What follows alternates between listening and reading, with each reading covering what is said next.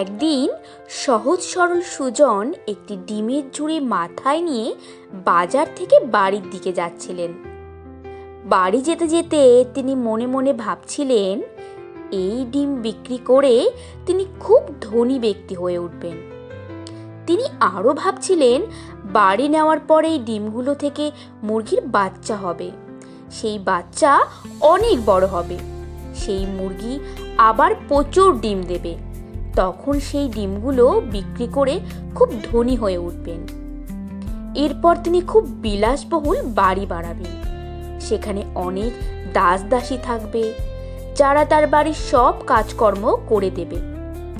তারপর অনেক বড় কোনো বাড়ির মেয়ে দেখে ধুমধাম করে বিয়ে করবেন।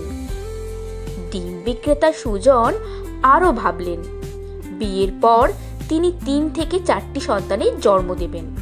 তারপর সেই শিশুদের আরও বড় করবেন, লেখাপড়া শেখাবেন, বড় বড় চাকরি করবে তারা। এরপর তিনি প্রাপ্তবয়স্ক ওই ছেলেদের বড় বড় বাড়ি দেখে বিয়ে করাবেন। তাদের স্ত্রীদের একসময় বাচ্চা হবে, তখন তিনি সেই বাচ্চাদের দাদু হয়ে যাবেন।